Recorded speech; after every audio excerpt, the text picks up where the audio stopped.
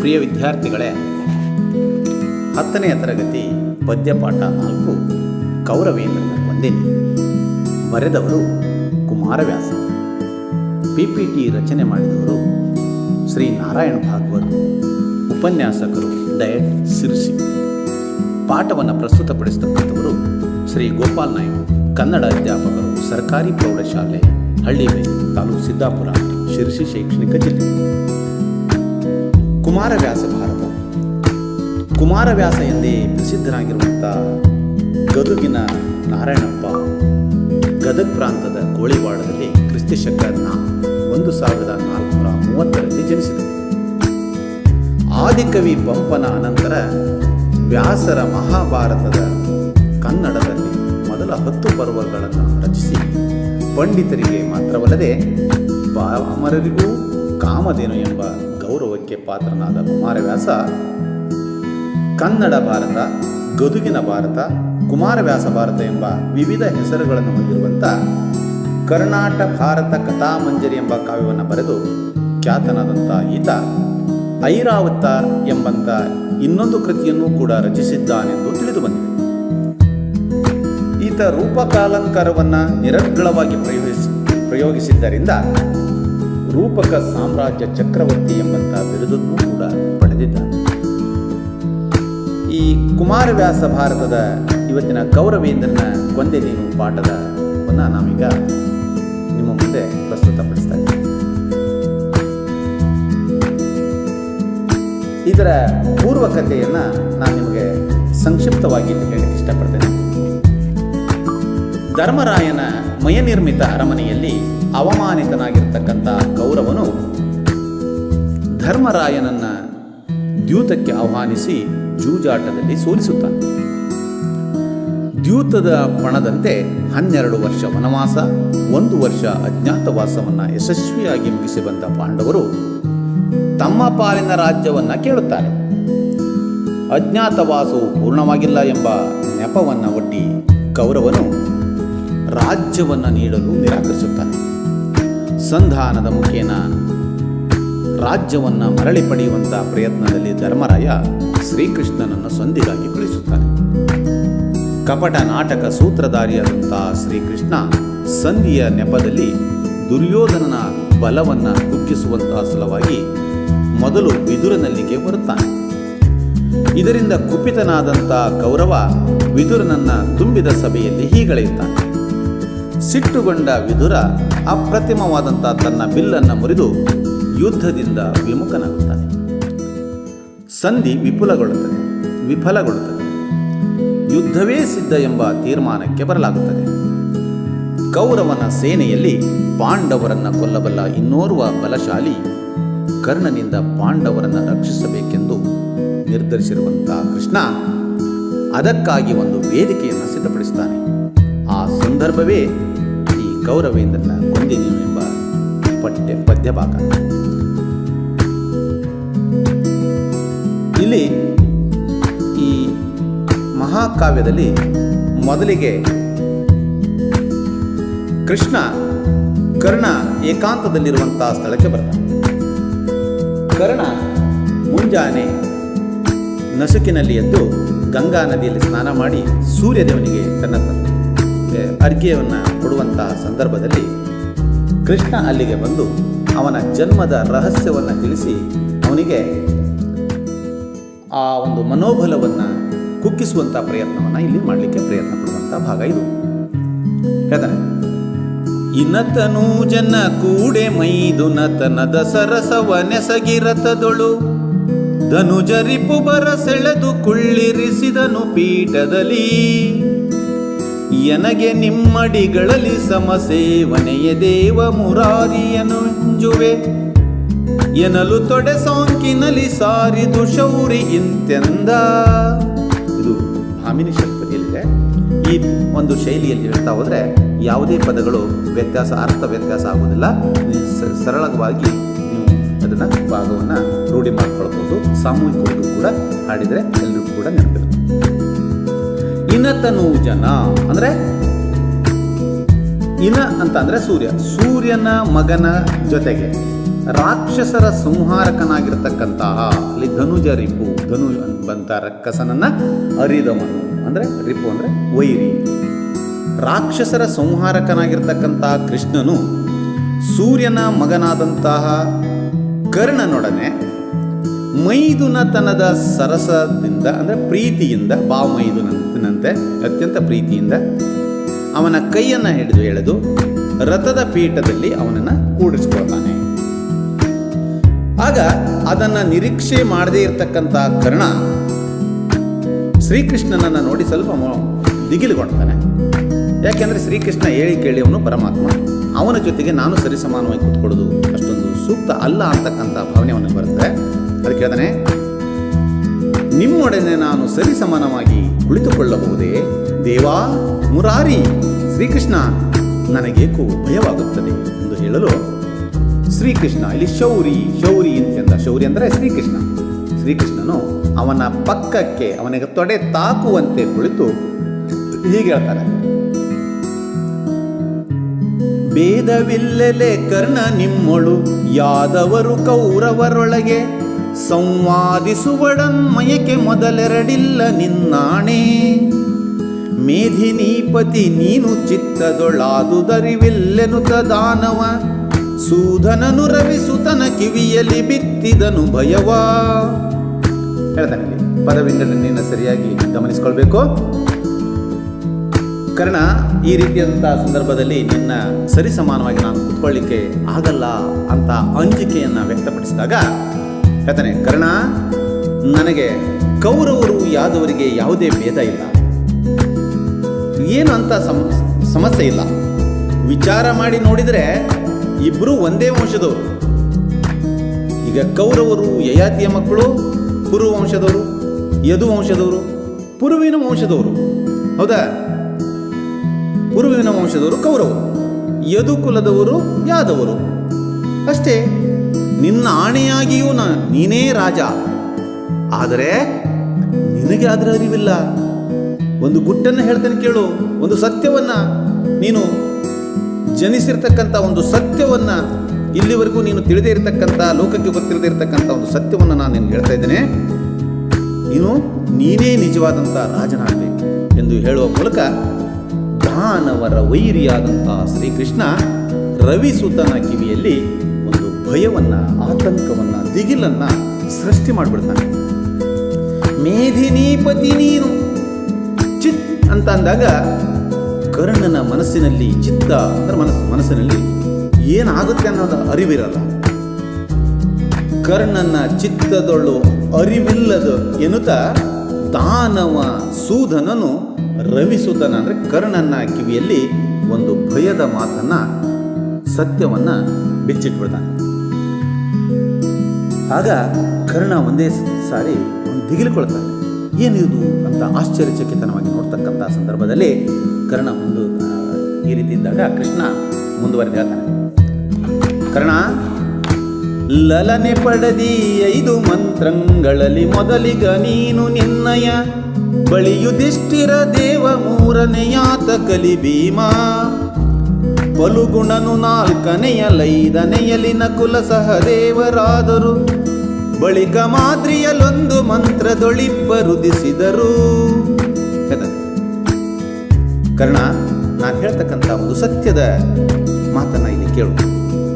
ಪಾಂಡವರ ತಾಯಿಯಾದಂಥ ಕುಂತಿ ಪಾಂಡುರಾಜನನ್ನ ಮದುವೆಯಾಗೋದಕ್ಕಿಂತ ಮುಂಚಿತವಾಗಿ ಬಾಲ್ಯದಲ್ಲಿದ್ದಾಗ, ಕಿಶೋರಾವಸ್ಥೆಯಲ್ಲಿದ್ದಾಗ ದೂರ್ವಾಸ ಮುನಿಗಳ ಒಂದು ಸೇವೆಯನ್ನು ದಿನನಿತ್ಯ ಮಾಡ್ತಿರ್ತಾಳೆ. ಆ ಆಶ್ರಮದಲ್ಲಿ ದರ್ಭೆಗಳನ್ನು ಅಲ್ಲಿ ಸಾರಿಸಿ ಪೂಜೆಗೆ ಅಣಿ ಮಾಡಿ ಕೊಟ್ಟು, ಅದರಿಂದ ಸಂತೋಷಗೊಂಡಿರ್ತಕ್ಕಂಥ ದೂರ್ವಾಸ ಮುನಿಗಳು ಅವಳಿಗೆ ಒಂದು 5 ಮಂತ್ರಗಳನ್ನು ಉಡುಗೊರೆಯಾಗಿ ಕೊಡ್ತಾರೆ ಪಠಿಸ್ಲಿಕ್ಕೆ. ನಿನಗೆ ಯಾವಾಗ ಮುಂದಿನ ದಿನಗಳಲ್ಲಿ ನಿನಗೆ ಮಕ್ಕಳಾಗುವಂತಹ ಸಂದರ್ಭದಲ್ಲಿ ಈ 5 ಮಂತ್ರಗಳನ್ನು ನೀನು ಜಪಿಸಿ ನೀನು ಮಕ್ಕಳನ್ನು ಪಡೆದರೆ ಆ ಮಕ್ಕಳು ಇಡೀ ಲೋಕಕ್ಕೆ ಪ್ರಸಿದ್ಧರಾಗ್ತಾರೆ ಅಂತಕ್ಕಂಥ 5 ಮಂತ್ರಗಳನ್ನು. ಅಂತ 5 ಮಂತ್ರಗಳಲ್ಲಿ ಮೊದಲನೆಯ ಮಂತ್ರದಲ್ಲೇ ನೀನು ಜನಿಸಿದವನು ಸೂರ್ಯದೇವನ ಒಂದು ಕೃಪೆಯಿಂದ, ನಿನ್ನ ನಂತರದಲ್ಲಿ ಜನಿಸಿದವನು ಯುಧಿಷ್ಠಿರ ಯಮಧರ್ಮನ ಒಂದು ಸ್ಮರಣೆಯಿಂದ, 3ನೆಯವನು ಶೂರನಾಗಿರ್ತಕ್ಕಂಥ ಭೀಮ. ವಾಯುಪುತ್ರ ವಾಯುದೇವನ ಒಂದು ಸ್ಮರಣೆಯಿಂದ. ಫಲುಗುಣನು ಅಂದರೆ ಅರ್ಜುನ ಪಾಲ್ಗುಣ, ಅವನು ಇಂದ್ರದೇವನ ಒಂದು ಸ್ಮರಣೆಯಿಂದ ಆ 4ನೇಯವನಾಗಿ ಜನಿಸ್ತಾನೆ. ಅನಂತರದಲ್ಲಿ ಒಂದು ಮಾತ್ರೆ ಉಳಿದಿರ್ತದೆ, ಒಂದು ಮಾತು, ಆ ಒಂದು ಮಂತ್ರ ಉಳಿದಿರ್ತದೆ. ಆ ಒಂದು ಮಂತ್ರದಿಂದ ತನ್ನ ತಂಗಿಯಾಗಿರ್ತಕ್ಕಂಥ ಮಾತ್ರೆಗೆ ಅಂದರೆ ಪಾಂಡುರಾಜನಿಗೆ 2 ಪತ್ನಿಯರು, ಒಬ್ಬಳು ಕುಂತಿ ಮತ್ತೊಬ್ಬಳು ಮಾದ್ರಿ. ಆ ಮಾದ್ರಿಗೂ ಕೂಡ ಮಕ್ಕಳಾಗಿರೋದಿಲ್ಲ. ಅದರ ಒಂದು ಮಂತ್ರದ ಒಂದು ಫಲವನ್ನು ತನ್ನ ತಂಗಿಯಾಗಿರ್ತಕ್ಕಂತಹ ಮಾದ್ರಿಗೆ ಹೇಳ್ಕೊಡ್ತಾಳೆ. ಅವಳು ಆ ಒಂದು ಮಂತ್ರವನ್ನು ತನ್ನ ಇಷ್ಟ ದೇವರಾಗಿರ್ತಕ್ಕಂಥ ಅಶ್ವಿನಿ ದೇವತೆಗಳೊಂದು ನಾಮಸ್ಮರಣೆಯಿಂದ ಕೃಪೆಯಿಂದ ಆ ಮಂತ್ರದಿಂದ 2 ಮಕ್ಕಳನ್ನು ಅಶ್ವಿನಿ ದೇವತೆಗಳ ಒಂದು ಮಂತ್ರದ ಒಂದು ಫಲದಿಂದ ನಕುಲ ಸಹದೇವ ಎಂಬ 2 ಜನಿಸ್ತಾರೆ. ಅವರೇ ಪಾಂಡವರು ಅಂತ ಶ್ರೀಕೃಷ್ಣ ಕರ್ಣನಿಗೆ ಕರ್ಣನ ಜನ್ಮ ವೃತ್ತಾಂತವನ್ನು ವಿಸ್ತಾರವಾಗಿ ಹೇಳುತ್ತಾರೆ. ಈ ವಿಚಾರವನ್ನು ಕೇಳಿರ್ತಕ್ಕಂಥ ಕರ್ಣನಿಗೆ ಬಹಳ ಒಂದು ರೀತಿ ಮನೋವ್ಯಾಕುಲಕ್ಕೆ ಒಳಗಾಗ್ತಾನೆ. ಏನಪ್ಪ ಇದನ್ನು ಏನು ಹೇಳ್ತಾ ಇದ್ದಾನೆ ಅಂತ. ಅಷ್ಟಲ್ಲ, ಅಷ್ಟು ಮುಂದುವರೆದು ಅವನು ಹೇಳ್ತಾನೆ. ಯಾರು? ಕೃಷ್ಣ ಈ ರೀತಿಯಾಗಿ ಕರ್ಣನಿಗೆ ಹೇಳ್ತಾನೆ, ಕರ್ಣ, ನನ್ನ ಮಾತನ್ನು ಕೇಳು. ನನ್ನ ಮಾತನ್ನು ನೀನು ಕೇಳಿದ್ದಾದ್ರೆ ನಿನಗೆ ಹಸ್ತಿನಪುರದ ರಾಜ್ಯದ ಘನತೆಯನ್ನು ಮಾಡುವೆನು. ಪಾಂಡವ ಜನಪ ಕೌರವ ಜನಪರೋಲೈಸುವರು ಗದ್ದುಗೆಯ. ನಿನಗೆ ಕಿಂಕರವೆರಡು ಸಂತಸೈತಿ, ನಿನಗೆ ಕಿಂಕರವೆರಡು ಸಂತತಿ ಎನಿಸಲೊಲ್ಲದೆ ನೀನು ದುರ್ಯೋಧನನ ಬಾಯ್ದಂಬುಲಕ್ಕೆ ಕೈಯಾನುವರೆ ಹೇಳೆಂದ. ಕೃಷ್ಣ ಕರ್ಣನಿಗೆ ಹೇಳ್ತಾನೆ, ಕರ್ಣ, ನನ್ನ ಮಾತನ್ನು ಕೇಳು. ನೀನು ನನ್ನ ಮಾತನ್ನು ಕೇಳಿದರೆ ನಿನಗೆ ನಾನು ಹಸ್ತಿನಾಪುರದ ರಾಜ್ಯದ ರಾಜನನ್ನಾಗಿ ಮಾಡುತ್ತೇನೆ. ಆಗ ಪಾಂಡವರು ಕೌರವರ ಜನರು, ಪಾಂಡವರ ಸೈನಿಕರು ಮತ್ತು ಅಥವಾ ಅವರ ಅನುಯಾಯಿಗಳು ಮತ್ತು ಕೌರವನ ಅನುಯಾಯಿಗಳು 2 ಕೂಡ ನಿನ್ನನ್ನು ಓಲೈಸುವರು, ನಿನ್ನನ್ನು ಅತ್ಯಂತ ರಾಜನನ್ನಾಗಿ ಪ್ರೀತಿಯಿಂದ ಸ್ವೀಕರಿಸ್ತಾರೆ. ಆ ಗದ್ದುಗೆಯ ಮೇಲೆ ಕಿಂಕರವೆರಡು ಸಂತತಿ ಎನಿಸಲೊಲ್ಲದೆ ಅದನ್ನು ಆ 2 ಸಂತತಿಯವರು ನಿನಗೆ ಸೇವಕರು ಎನಿಸಿಕೊಳ್ಳುವಂಥ ಹಿರಿಮೆಯನ್ನು ನೀನು ತಿರಸ್ಕರಿಸಿ ಹೋಗಿ ನೀನು ದುರ್ಯೋಧನನ ಬಾಯ್ದಂಬುಲಕ್ಕೆ, ದುರ್ಯೋಧನ ಹೇಳ್ದ ಅಂತ ಹೇಳಿ ಅವನು ಬಾಯಿಂದ ಹಾಕಿರ್ತಕ್ಕಂಥ ತಾಂಬೂಲವನ್ನು ಉಗುಳುವಂಥ ಸಂದರ್ಭದಲ್ಲಿ ಅದನ್ನು ಜಿಯಾ ಪ್ರಸಾದ ಅಂತ ಕೈ ಹೊಡ್ತಾ ಇದೆಯಲ್ಲ, ಇದು ಸರಿನೇ ಅಂತಕ್ಕಂಥ ಒಂದು ಮಾತನ್ನು ಹೇಳಿ ಕರ್ಣನನ್ನು ಮತ್ತಷ್ಟು ವ್ಯಾಕುಲತೆಗೆ ಸಿಲುಕಿಸುವಂಥ ಪ್ರಯತ್ನವನ್ನು ಇಲ್ಲಿ ಮಾಡ್ತಾನೆ. ಆಗ ಮುಂದುವರೆದು ಹೇಳ್ತಾನೆ, ನನ್ನ ಮಾತನ್ನು ನೀನು ಹೀಗೆ ಮುಂದುವರಿಸಿದ್ದಾದ್ರೆ ಎಡದ ಮೈಯಲ್ಲಿ ಕೌರವೇಂದ್ರರ ಗಡಣ ಬಲದಲ್ಲಿ ಪಾಂಡುತನಯರ ಗಡಣವಿದಿರಲಿ ಮಾತ್ರ ಮಾಗದ ಯಾದವಾದಿಗಳು ನಡುವೆ ನೀನೋ ಲಗದಳೊಪ್ಪುವ ಕಡುವಿಲಾಸವ ಬಿಸುಟು ಕುರುಪತಿ ನುಡಿಸೆ ಜೀಯ ಹಸಾದವೆಂಬುದು ಕಷ್ಟ ನಿನಗೆಂದ. ಹೇಳ್ತಾನೆ, ಕರ್ಣ, ನನ್ನ ಮಾತಿನಂತೆ ನೀನು ಮುಂದುವರೆದಿದ್ರೆ ನಿನ್ನ ಒಂದು ಒಡ್ಡೋಲಗದಲ್ಲಿ ರಾಜ್ಯಸಭೆಯ ಒಂದು ವೈಭವದಲ್ಲಿ ನಿನ್ನ ಎಡಭಾಗದಲ್ಲಿ ಕೌರವನ ಸಮೂಹದವರಿರ್ತಾರೆ, ನಿನ್ನ ಬಲಭಾಗದಲ್ಲಿ ಪಾಂಡವರ ಸಮೂಹ ಪಾಂಡುರಾಜನ ಮಕ್ಕಳಿರ್ತಾರೆ. ಇನ್ನು ಎದುರಿನಲ್ಲಿ ಮಧ್ರ ದೇಶ, ಮಗಧ ದೇಶ, ಯಾದವರು ಅವರೆಲ್ಲರೂ ಕೂಡ ನಿನ್ನ ಒಂದು ಅನುಯಾಯಿ ರಾಜರುಗಳಾಗಿರ್ತಾರೆ. ಇವರೆಲ್ಲರ ನಡುವೆ ನೀನು ಓಲಗದಲ್ಲಿ ಶೋಭಿಸುವಂಥ ನೀನು ಇಂತಹ ಮಹಾ ಸೌಭಾಗ್ಯವನ್ನು ಕಿತ್ತಾಕಿ ಅಥವಾ ಅದನ್ನು ತಿರಸ್ಕಾರ ಮಾಡಿ ಕುರುಪತಿ ಏನಾದರೂ ನಿನಗೆ ಹೇಳಿದರೆ ಜಿಯಾ ಒಡೆಯ ಅದೇ ಮಹಾಪ್ರಸಾದ ಅಂತ ಒಪ್ಕೊಳ್ಳೋದು ನಿನಗೆ ಕಷ್ಟ ಆಗೋದಿಲ್ವೇ? ಅದರಿಂದ ನನ್ನ ಮಾತನ್ನು ಕೇಳು ಅಂತ ಕೃಷ್ಣ ಮತ್ತೆ ಕರ್ಣನನ್ನು ಇಲ್ಲಿ ಆಗ್ರಹಿಸ್ತಾನೆ. ಆಗ ಈ ಒಂದು ಮಾತನ್ನು ಕೇಳಿರ್ತಕ್ಕಂಥ ಕರ್ಣನಿಗೆ ಏನಾಗಬೇಡ, ಅವನು ತನ್ನ ಬದುಕಿನ ಬಗ್ಗೆ ಯೋಚನೆ ಮಾಡಲಿಲ್ಲ, ಇಲ್ಲಿವರೆಗೂ ತನ್ನ ಬದುಕಿಗೆ ಆಶ್ರಯವನ್ನು ಕೊಟ್ಟಿರ್ತಕ್ಕಂತಹ, ಸಮಾಜದಲ್ಲಿ ತಲೆ ಎತ್ತಿ ಬದುಕುವಂತಹ, ಜೊತೆಗೆ ಒಬ್ಬ ರಾಜನಾಗಿರ್ತಕ್ಕಂಥ, ಸಾಮ್ರಾಟ ರಾಜನಾಗಿರ್ತಕ್ಕಂಥವನು ತನ್ನನ್ನು ಸ್ನೇಹಿತ ಅಂತಕ್ಕಂಥ ಆಲಿಂಗನ ಮಾಡಿಕೊಂಡು ಉತ್ತಮವಾದಂಥ ಅವಕಾಶ ಕೊಟ್ಟಿದ್ನಲ್ಲ ಅಂಗದೇಶದ ರಾಜನನ್ನಾಗಿ, ಆ ರಾಜನ ಒಂದು ಸ್ನೇಹವನ್ನು ಕಳ್ಕೊಳ್ಳುವಂಥ ಪರಿಸ್ಥಿತಿ ತಂದು ಇಟ್ನಲ್ಲ ಈ ಕೃಷ್ಣ ಅಂತಿಂತವನ್ನೆಲ್ಲ ಏನು ಮಾಡಬೇಕು ಅಂತ ಅವನಿಗೆ ವ್ಯಾಕುಲ. ಅವನಿಗೆ ಮಾತುಗಳೇ ಬರಲ್ಲ. ಹೇಳ್ತಾರೆ, ಕೊರಳ ಸೆರೆ ಹಿಗ್ಗಿದವು ದೃಗಜಲ ಉರವಣಿಸಿ ಕಡು ನೊಂದನ ಕಟ, ಕುರುಪತಿಗೆ ಕೇಡಾದುದೆಂದನು ತನ್ನ ಮನದೊಳಗೆ, ಹರಿಯ ಹಗೆ ಹೊಗೆ ದೋರ ದುರುಹದೆ ಬರಿದೆ ಹೋಗುವುದೇ ತನ್ನ ವಂಶವ, ನರುಹಿ ಕೊಂದನು ಹಲವು ಮಾತೇನೆಂದು ಚಿಂತಿಸಿದ. ಇತ್ತ ಕರ್ಣನಿಗೆ ತುಂಬಾ ವ್ಯಾಕುಲಕ್ಕೆ ಗೊತ್ತಾಗುತ್ತೆ. ಏನು ಮಾಡಬೇಕು ಅಂತ ಗೊತ್ತಾಗಲ್ಲ. ಅವನ ನರನಾಡಿಗಳೆಲ್ಲ ಹಿಗ್ಗಿ ಬಿಡ್ತವೆ, ಕೊರಳುಗಳ ನರಗಳೆಲ್ಲ ಹಿಗ್ಗಿ ಮಾತೇ ಬರೋದಲ್ಲ. ದೃಗಜಲ ಕಣ್ಣೀರು ಧಾರಾಕಾರವಾಗಿ ಸುರಿದಿದೆ. ಅವನು ಬಹಳ ನೊಂದ್ಕೊಬಿಡ್ತಾನೆ. ಅಯ್ಯೋ, ಏನು ಮಾಡಿಬಿಟ್ಟ ಈ ಕೃಷ್ಣ, ತನ್ನ ಜನ್ಮ ರಹಸ್ಯವನ್ನು ಯಾಕಾದ್ರೂ ಕೂಡ ಹೇಳ್ಬಿಟ್ಟು ನಾವು, ಇದರಿಂದ ನನಗೇನು ಸಮಸ್ಯೆ ಆಗಲ್ಲ, ನನ್ನ ಒಡೆಯನಾಗಿರ್ತಕ್ಕಂಥ ಕುರುಪತಿಗೆ ಕೇಡಾಯಿತು ಎಂದು ತನ್ನ ಮನದೊಳಗೆ ಅಂದ್ಕೊಂಡು ಈ ಕೃಷ್ಣನ ಬಗ್ಗೆ ಸ್ವಲ್ಪ ಯೋಚನೆ ಮಾಡ್ತಾನೆ. ಕೃಷ್ಣನ ದ್ವೇಷದ ಬೆಂಕಿ ಹೊಗೆಯಾಡಿದ ಮೇಲೆ ಅದು ಪೂರ್ತಿಯಾಗಿ ಸುಡದೆ ಹಾಗೆ ಬಿಡುವುದಿಲ್ಲ. ಇವನು ಅಂತಿಂತಹ ಕೃಷ್ಣನಲ್ಲ, ಇವನು ಕೌರವರನ್ನ ಸಂಪೂರ್ಣವಾಗಿ ಸಂಹಾರ ಮಾಡಲಿಕ್ಕೆ ನಿಂತಿರ್ತಕ್ಕಂಥ ವ್ಯಕ್ತಿ. ಇದರಿಂದ ಏನು ಮಾಡಬೇಕು ಅಂತ ಹೇಳ್ತಾನೆ. ಕೃಷ್ಣನ ದ್ವೇಷದ ಬೆಂಕಿ ಹೊಗೆಯಾಡಿದ ಮೇಲೆ ಅದು ಪೂರ್ತಿಯಾಗಿ ಸುಡದೆ ಹಾಗೆ ಬಿಡುವುದೇ. ಸುಮ್ಮನೆ ನನ್ನ ಜನ್ಮ ವೃತ್ತಾಂತವನ್ನು ಹೇಳಿ ನನ್ನನ್ನು ಕೊಂದುಬಿಟ್ಟ. ಜೊತೆಗೆ ನನ್ನ ಒಡೆಯನಾಗಿರ್ತಕ್ಕಂಥ, ನನ್ನ ಆಪ್ತ ಸ್ನೇಹಿತನಾಗಿರ್ತಕ್ಕಂಥ ದುರ್ಯೋಧನನ್ನು ಕೂಡ ಕೊಂದುಬಿಟ್ಟ. ಇನ್ನು ಇವನ ಜೊತೆ ಮಾತಾಡಿ ಇನ್ನೇನು ಪ್ರಯೋಜನ ಅಂತ ಹೇಳಿ ತಲೆಯನ್ನು ಕೆಳಗೆ ಹಾಕಿಕೊಂಡು ಚಿಂತಾಮಗ್ನನಾಗಿರ್ತಾನೆ. ಈತ ಚಿಂತಾಮಗ್ನನಾಗಿ ಇರುವಂತಹ ಸಂದರ್ಭದಲ್ಲಿ ಈ ಒಂದು ವಿಷಯವನ್ನು ಸಂಪೂರ್ಣವಾಗಿ ಗಮನಿಸಿರ್ತಕ್ಕಂಥ ಕೃಷ್ಣ ಹೇಳ್ತಾನೆ, ಕರ್ಣನನ್ನು ಉದ್ದೇಶಿಸಿ ಮತ್ತಷ್ಟು ಹೇಳ್ತಾನೆ, ಕರ್ಣ, ಯಾಕೆ ಈ ರೀತಿಯಾಗಿ ಚಿಂತೆಗೀಡಾಗಿ? ಏನು ಹೇಳೈ ಕರ್ಣ, ಚಿತ್ತಗ್ಲಾನಿ ಯಾವುದು ಮನಕ್ಕೆ, ಕುಂತಿ ಸೋನುಗಳ ಬೆಸಕೈಸಿಕೊಂಬುದು ಸೇರದೆ ನಿನಗೆ, ಹಾನಿಯಿಲ್ಲೆನ್ನಾಣೆ ನುಡಿ ನುಡಿ ಮೌನವೇತಕ್ಕೆ, ಮರಳುತನ ಬೇಡ ಆನು ನಿನ್ನ ಪದಸೆಯ ಬಯಸುವನಲ್ಲ ಕೇಳೆಂದನ ಕೃಷ್ಣ. ಕರ್ಣ ಗದ್ಗದಿತನಾಗಿ ಚಿಂತಾಕ್ರಾಂತವಾಗಿ ಕೂತಿರ್ತಕ್ಕಂತಹ ಸಂದರ್ಭದಲ್ಲಿ ಕೃಷ್ಣ ಮತ್ತೆ ಮುಂದೆ ಬಂದು ಹೇಳ್ತಾನೆ, ಕರ್ಣ, ಏನು ಹೇಳು, ನಿನ್ನ ಮನಸ್ಸಿನ ಜಡತ್ವಕ್ಕೆ, ವ್ಯಾಕುಲತೆಗೆ, ತಳಮಳಕ್ಕೆ ಏನು ಕಾರಣ? ನಿನಗೆ ಕುಂತಿ ಪುತ್ರರಿಂದ ಸೇವೆ ಮಾಡಿಸಿಕೊಳ್ಳೋದು ನಿನಗೆ ಇಷ್ಟ ಆಗೋದಿಲ್ವೇ? ನನ್ನ ಆಣೆ ಕೇಳು, ನಾನು ನಿನಗೆ ಕೇಡನ್ನು ಬಯಸ್ಲಿಕ್ಕೆ ಬಂದಿಲ್ಲ, ಏನೂ ಹಾನಿ ಆಗಲ್ಲ. ಮೌನ ಯಾಕೆ?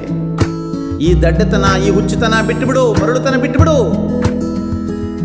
ನಿನ್ನ ಹಾನಿಯನ್ನು ನಾನು ಎಂದೂ ಬಯಸುವಲ್ಲ, ನನ್ನ ಆಣೆಯಾಗಿ ಹೇಳ್ತಿದ್ದೇನೆ, ಕೇಳು ಅಂತ ಹೇಳಿ ಕೃಷ್ಣ ಕರ್ಣನಿಗೆ ಸಾಂತ್ವನ ಹೇಳುವಂಥ ಪ್ರಯತ್ನವನ್ನ ಇಲ್ಲಿ ಮಾಡಿದ ಹಾಗೆ ಮಾಡ್ತಾನೆ. ಆಗ ಇದನ್ನೆಲ್ಲ ಅರ್ಥ ಮಾಡ್ಕೊಂಡಿರ್ತಕ್ಕಂಥ ಕರ್ಣ ಹೇಳ್ತಾನೆ, ಅವನಿಗೆ ಯಾವುದೇ ರಾಜ್ಯದ, ಸಾಮ್ರಾಜ್ಯದ ಆಸೆ ಆಕಾಂಕ್ಷೆಗಳು ಇಲ್ಲ. ತನ್ನ ಒಡೆಯನಾಗಿರ್ತಕ್ಕಂಥ, ತನ್ನ ಆಪ್ತ ಮಿತ್ರನಾಗಿರ್ತಕ್ಕಂಥ ದುರ್ಯೋಧನನನ್ನು ಸಂಹಾರ ಮಾಡಲಿಕ್ಕಾಗಿ, ಅವನನ್ನು ಸೋಲಿಸಲಿಕ್ಕಾಗಿ ಇಷ್ಟೆಲ್ಲ ಪ್ರಯತ್ನ ಮಾಡ್ತಕ್ಕಂಥ ಕೃಷ್ಣನ ಕಪಟ ನಾಟಕದ ತಂತ್ರವನ್ನು ಎಲ್ಲ ಅರ್ಥ ಮಾಡ್ಕೊಂಡು ಹೇಳ್ತಾನೆ. ಮರುಳು ಮಾಧವ ಮಹಿಯ ರಾಜ್ಯದ ಸಿರಿಗೆ ಸೋಲುವನಲ್ಲ, ಮರುಳು ಮಾಧವ ಮಹಿಯ ರಾಜ್ಯದ ಸಿರಿಗೆ ಸೋಲುವನಲ್ಲ ಈ ಕರ್ಣ. ಕೌಂತೆಯರು ಸುಯೋಧನರೆನಗೆ ಬೆಸ ಕೈವಲ್ಲಿ ಮನವಿಲ್ಲ, ಹೊರೆದ ದಾತಾರಂಗೆ ಹಗೆವರ ಶಿರವನರಿದೊಪ್ಪಿಸುವೆನೆಂಬಿ ಬರದೊಳಿದ್ದೆನು ಕೌರವೇಂದ್ರನ ಕೊಂದೆ ನೀನು ಎಂದ. ಹೇಳ್ತಾನೆ, ಈಗ ದೃಢ ನಿಶ್ಚಯಕ್ಕೆ ಬರ್ತಾನೆ, ನಿರ್ಧಾರವನ್ನು ಮಾಡ್ತಾನೆ.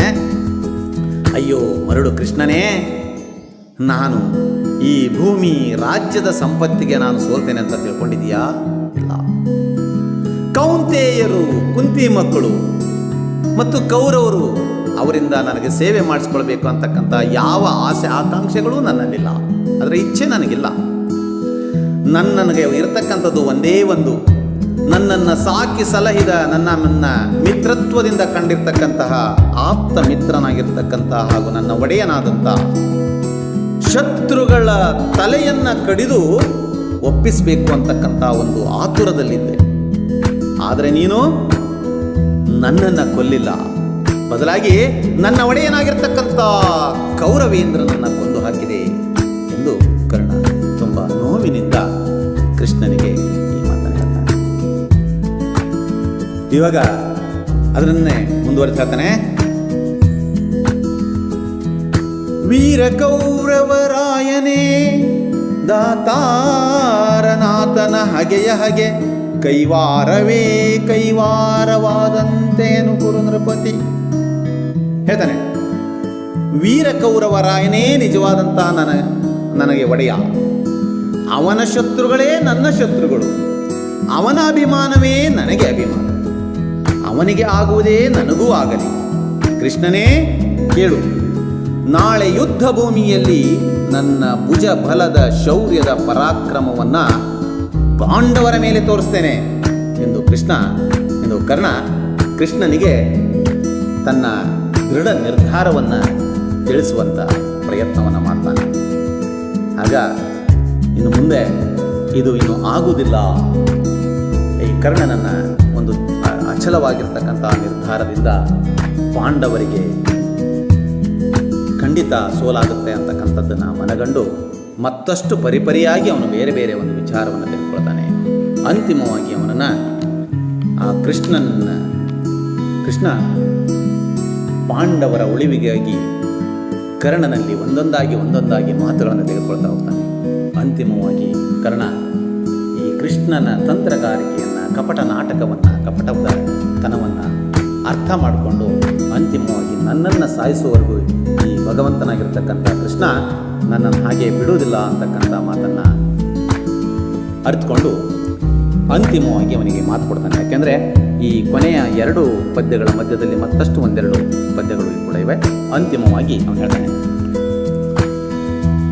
ಮಾರಿಗೌತಣವಾಯ್ತು ನಾಳಿನ ಭಾರತವು ಚತುರಂಗ ಬಲದಲ್ಲಿ, ಕೌರವನ ಋಣ ಹಿಂಗರಣದಲ್ಲಿ ಸುಗುಟ ಕೋಟಿಯನು, ತೀರಿಸಿಯ ಪತಿಯವಸರಕ್ಕೆ ಶರೀರವನು ನೋಕುವೆನು ನಿನ್ನಯ, ವೀರರೈವರ ನೋಯಿಸೆನು ರಾಜೀವ ಸಕನಾಣೆ. ಹೇಳ್ತಾನೆ, ಕೃಷ್ಣ ನಿನ್ನ ಎಲ್ಲ ಮಂತ್ರವನ್ನು ಎಲ್ಲ ಅರ್ಥ ಮಾಡಿಕೊಂಡೆ ನಾನು. ಈ ಮಹಾಭಾರತದ ಯುದ್ಧದಲ್ಲಿ ನೀನು ಕೌರವನನ್ನು ಸಂಪೂರ್ಣವಾಗಿ ಮಣ್ಣು ಮುಕ್ಕಿಸುವುದರ ಜೊತೆಗೆ ನನ್ನ ಅವಸಾನವೂ ಕೂಡ ನಿನ್ನ ಒಂದು ತಂತ್ರದಲ್ಲಿ ಅಡಗಿದೆ ಅಂತ ತಿಳ್ಕೊಂಡು, ಆಯಿತು, ನನಗೆ ಒಂದು ಮಾತಂತೂ ಸತ್ಯವಾಗಿ ಲೋಕ ತಿಳಿಯುವಂಥ ಮಾತಾಯಿತು. ಒಬ್ಬ ದೇವತಾ ಮನುಷ್ಯನಾಗಿರ್ತಕ್ಕಂಥ ಶ್ರೀಕೃಷ್ಣ ಪರಮಾತ್ಮನೇ ನನ್ನಲ್ಲಿ ನನ್ನ ಭಾವಮೈದುನರಾಗಿರ್ತಕ್ಕಂತಹ ಪಾಂಡವರನ್ನು ಜೀವವನ್ನು ಉಳಿಸುವಂಥ ಬೇಡುವಂಥ ಪರಿಸ್ಥಿತಿ ಬಂತಲ್ಲ, ಅದನ್ನು ಜನ ಆಡ್ಕೊಂಡು ಸಾಕು ಅಂತ ಹೇಳ್ತಾನೆ.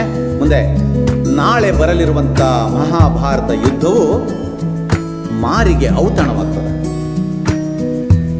ಆ ಯುದ್ಧದಲ್ಲಿ ಯುದ್ಧದ ಚತುರಂಗ ಬಲವನ್ನು, ಅಲ್ಲಿ ಕಾಲಾಳು, ಕುದುರೆ, ಆನೆ, ಒಂಟೆ, ಈ ಎಲ್ಲ 4 ದಳಗಳ ಬಲವನ್ನು ನಾನು ಸೋಲಿಸ್ತೇನೆ.